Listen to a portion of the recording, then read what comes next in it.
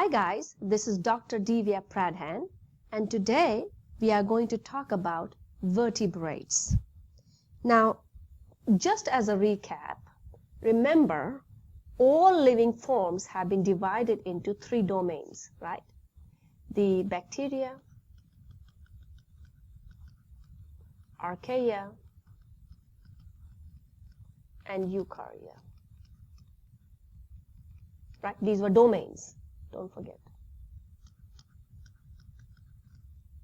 Under domain eukarya, we have kingdom. What? Animalia. And under kingdom Animalia, of course, we had different phylum, right? So the phylum, we had different phylum, and this is phylum Chordata. Under phylum Chordates, we have vertebrates. So vertebrates are those forms that have a vertebral column.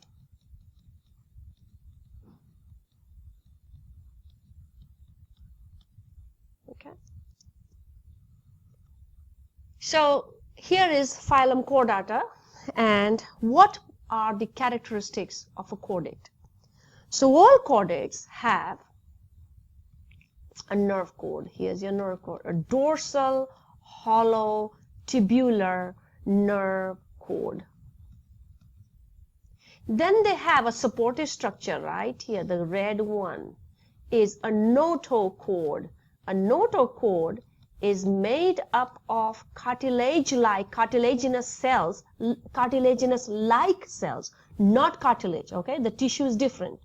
So here is a supporting structure, notochord, which the cells resemble cartilage, is not true cartilage. And of course, it has also gill slits. And finally, a tail, a post-anal tail. These four characteristics are typical for all those that are chordates. Yes, this includes you and me. Now you will say, I don't have gill slits, I don't have notochord. Yes, I have a nerve cord, I don't have a tail. You don't have these now, you had this when you were in the fetal stage. Alright, so phylum Chordata is subdivided now into subphylum. Urochordates, cephalochordates, vertebrates. Uro means tail, so the notochord is in the tail region.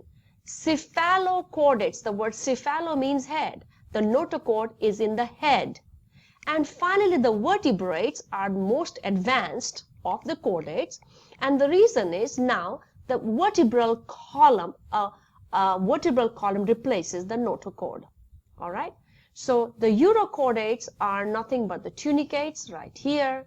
The cephalochordates are nothing but the lancelets, which are right here, and we have the vertebrates. So phylum Chordata is subdivided into subphylum. Okay. The subphylum Vertebrata is subdivided into superclass, two superclasses, agnatha. The word agnatha, A means no, natha means jaws. So these are jawless forms. They don't have jaws. Gnathostomata, gnatho comes from the word jaws. Stoma means mouth. Okay, so this means mouth. So they have jaws. Like you and me, we have jaws. So we belong to the superclass Gnathostomata. Gnathostomata is now divided into various classes. The Pisces, Amphibia, Reptilia, Aves, Mammals. So obviously lancelets and the tunicates are way below in the evolutionary ladder. Remember, these are the forms, we talked about this, the urochordates as well as the cephalochordates. Remember this? So here then are of course, the vertebrates. So even in the vertebrates, we have the jawless forms, and then we have the forms with jaws. So all the way up, these are with jaws. So this is the same slide that repeats the same thing. that among the fishes today we have the jawless, the cartilaginous, and the bony fishes. Here is the jawless fish. The jawless fish, like I said, they are cartilaginous. They belong to the class Agnatha. They're cylindrical. They have smooth, scaleless skin. They have no jaws. They have no paired fins. All right. The cartilaginous fish, this has an endoskeleton, which is of course made up of cartilage, and they belong to the group Chondrichthyes. The word chondrus comes from the word chondrocytes, which means actually cartilage. Okay, so this includes the sharks, the rays, and the skates. The characteristics are, like I said, that they have skeleton made up of cartilage. Look at the gills. The gills are exposed.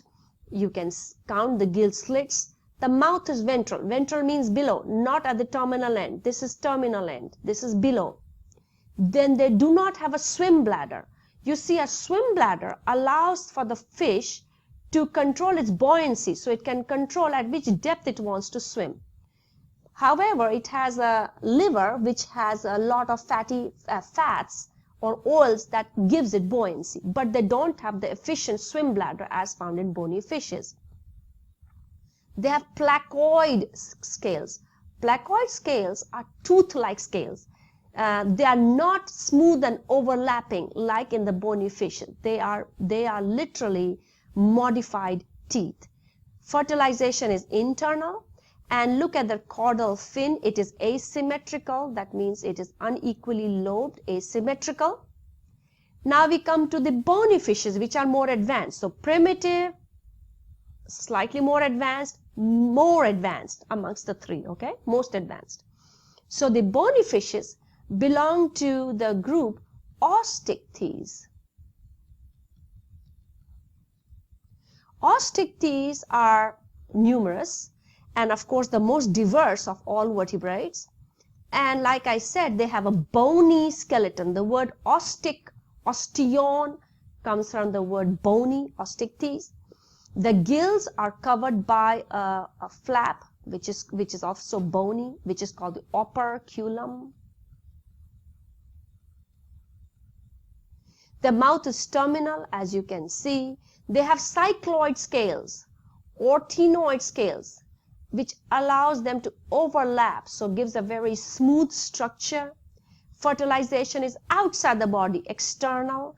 And look at the caudal fin. The caudal fin is very much symmetrical, very much equilobed, excuse me.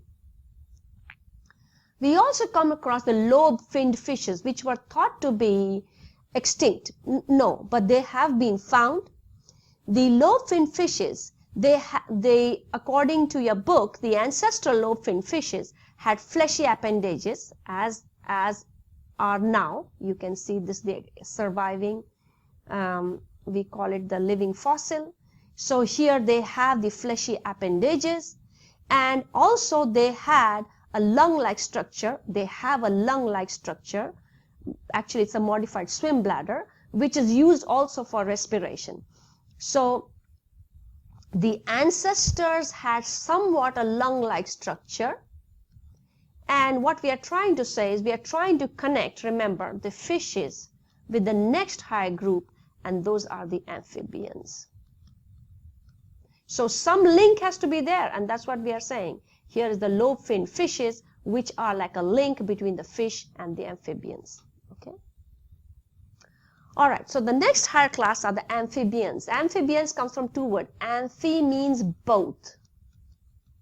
Bians means bios, because they lead life both on land and in water, represented by the frogs, the toad, and the newts, and the salamanders. These are ectothermic, as the fishes are. Ectothermic. Ecto means that these are cold-blooded.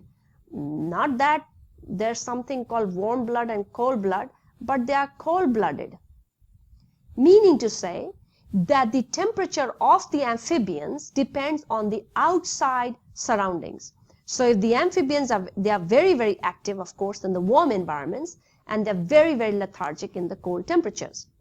The adults, so these are tetrapods, okay? So no longer are they going to have fins, they are going to have tetrapods. Tetra means 4. Spelling. Tetra means pods means foot or feet. Now here the adults have a very small lung. The skin is smooth and naked and moist. So there's a reason. So skin is smooth, naked and moist. This allows for gas exchange because the lungs are small. So something has to supplement their also exchange of gases. Now, most of the members lead, of course, an amphibious life. That means on both land and water. But there is they have therefore metamorphosis. So they have definitely egg, and the larva has to survive in the water. The larval stage lives in the water. The adults live on land. All right. So notice that the eggs cannot be laid on land. So this will be the defining character which makes the reptiles more advanced than the amphibians. So with this we come to the end of our presentation, and I thank you for listening to me. If there are any questions or concerns, please stop by my office or please see me.